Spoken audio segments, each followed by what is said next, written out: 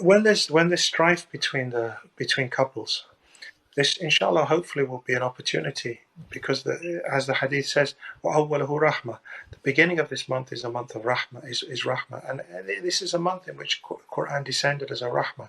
So it might be that, inshallah, the month of Ramadan, you look at it as a potential mercy for these situations, and make dua, ask and ask and ask and ask. But in the end, mercy can come in different ways, and we shouldn't be scared to acknowledge that sometimes things don't work, and that sometimes the mercy can be in a divorce, or sometimes the mercy can be in leaving an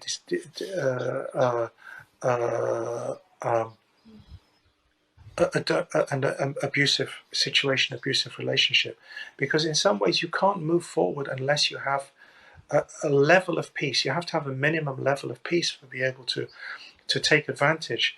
And part of that mercy might be getting that level of peace that's required for you to move on. And I know from experience and from people around me that sometimes the best situation is actually where you need to leave that to find that peace. And if that's in Allah's plan, then don't be scared. I'm not saying that everybody should just give up on a marriage or give up on a relationship, but in the end, you need to examine, try to make dua for the mercy, look at ways of trying to find a way forward.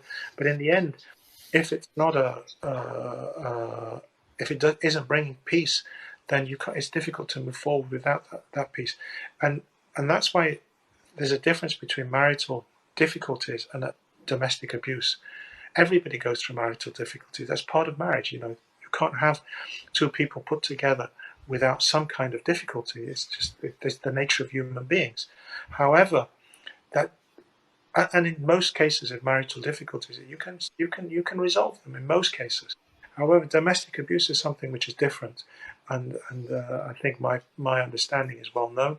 My position is well known that domestic abuse is not acceptable under any circumstances, and that men should never hit women. And if that is happening, then women should act in a way that they should know that they have rights to be protected, to move out of a situation which is harmful to their physical and mental and spiritual well-being. And we ask Allah to protect us during this month of Ramadan, and every month and every day, and protect those people that are going through tribulations, whether they are on a large political scale, like our brothers and sisters in different parts of the world, or on an individual level in our homes, where we're facing trials and tribulations in our relationships, or within ourselves facing difficulties with addiction, or challenges with our lower self. We ask God to give us victory and success.